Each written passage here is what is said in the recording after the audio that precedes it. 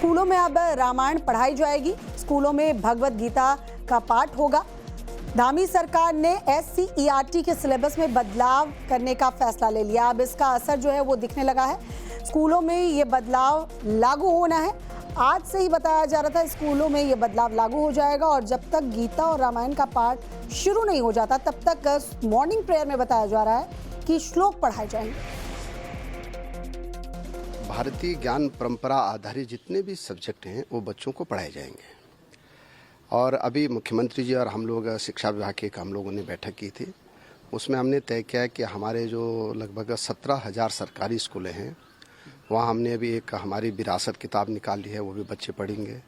अब हमने एक टास्क दिया है अपने SCERT को कि वो जो है एक सिलेबस तैयार करें जिसमें कि भगवत गीता होगी, रामायण होगी, हमारे बच्चों को पढ़ाया जाएगा। लेकिन अभी जब तक वो सिलेबस में आता है तब तक हमने अपने जितने भी स्कूल हैं उसमें सुबह जितने पीरियड होती है स्कूलों में उसमें भगवत गीता के और रामायण के जो अच्छे श्लोक हैं वो बच्चों को पढ़ाए जाएंगे और ये इसका आदेश भी हमने कर दिया है। और बहुत अच्छा बच्चों को भी लग रहा है, टीचर्स को भी लग रहा है, अभिभावकों को भी लगा है।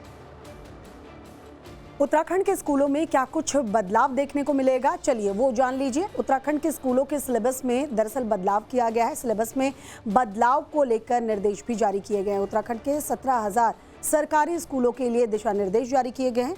स्कूलों में अब भगवत गीता रामायण का पाठ करवाया जाएगा। सुबह की प्रार्थना में श्लोक पढ़वाया जाएगा। खुद CM पुष्कर सिंह धामी ने कहा है कि इस बदलाव से छात्रों के जीवन पर सीधा असर पड़ेगा। भगवान श्री कृष्ण के मुख से अर्जुन को दिया हुआ ज्ञान है और वो ज्ञान व्यक्ति अगर आत्मसात कर ले तो उसके समूचे जीवन भर काम आता है।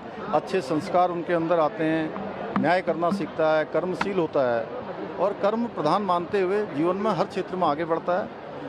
और ये हमारे यहाँ हमने शिक्षा विभाग की समीक्षा बैठक में तय किया था कि सभी हमारे विद्यालयों में गीता पाठ कराया जाएगा। गीता का सभी को ज्ञान मिले, हमारे बच्चे जीवन में आगे बढ़े।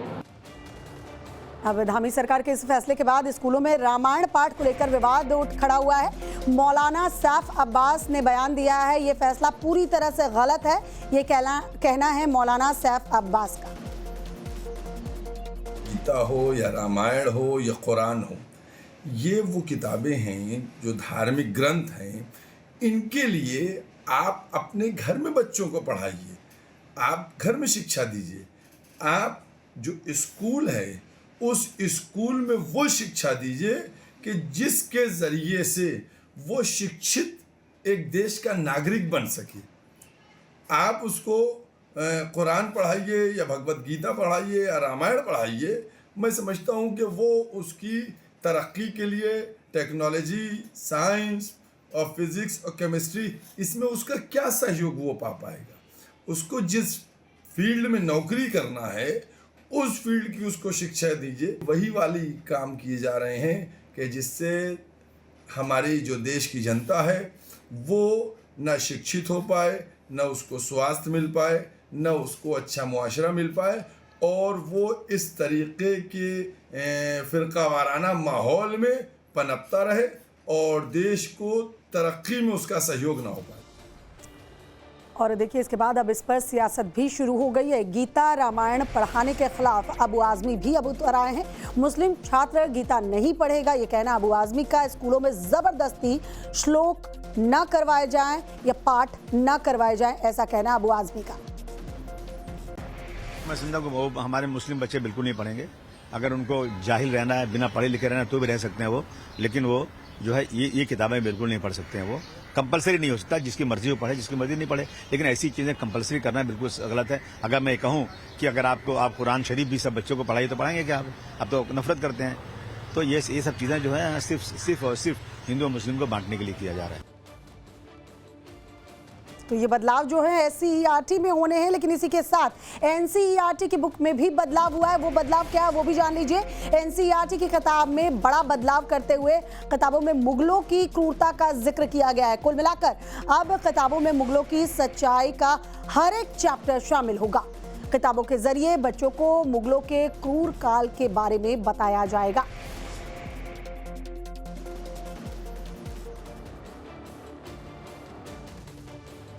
एनसीईआरटी की बुक में बदलाव क्या किए गए हैं वो जान लीजिए। कक्षा 8 की बात करें तो सामाजिक विज्ञान की किताब में बदलाव किए गए हैं। मुगल शासकों की असलियत इसमें अब बताई गई है। मुगल शासकों की क्रूरता का जिक्र है। बाबर को निर्दयी क्रूर विजेता बताया गया है। अकबर और औरंगजेब का भी जिक्र है। औरंगजेब द्वारा मंदिर और गुरुद्वारा तोड़ने की बात की गई है, उनका भी जिक्र है।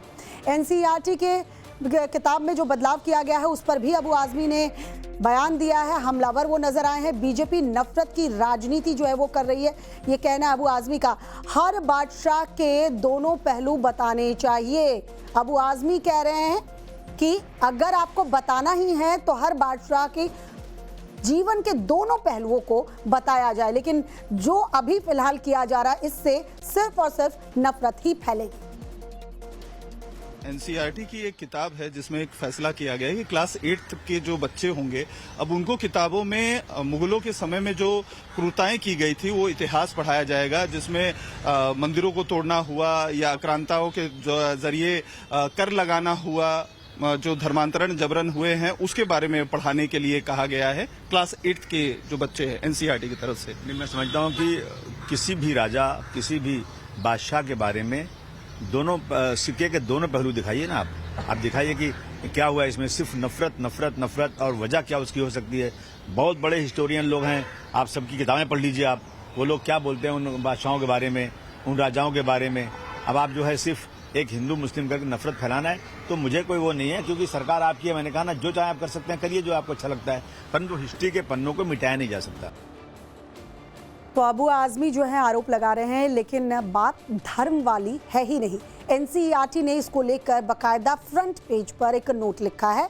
वो नोट क्या लिखा गया है वो आपको बताते हैं। एनसीईआरटी की तरफ से लिखा गया है, इस अध्याय का उद्देश्य किसी भी धर्म, समुदाय या समूह को दोष देना नहीं है, बल्कि ये दिखाना है कि कैसे इतिहास में सत्ता पाने के लिए धर्म और ताकत का इस्तेमाल किया गया है। इस पर कांग्रेस नेता का बयान भी अब सामने आ गया है। कांग्रेस नेता अखिलेश प्रसाद सिंह ने बयान दिया है। ये लोग इतिहास को बदलना चाहते हैं, ये कहना है अखिलेश सिंह का। इतिहास बदलने की कोशिश जो है की जा रही है। कांग्रेस की तरफ से ये बयान सामने आया है। वो इतिहास बदलना चाहते हैं तो इसको कौन स्वीकार करेगा। अब वो शासन में है, जिस तरह से अपना कर रहे हैं। मैं एचआरडी की कमेटी में था, मैं तो देखता था वहाँ कि किस तरह से हो रहा है, किस तरह से इतिहास बदलने की कोशिश हो रही है। इसको ये देश स्वीकार नहीं करेगा।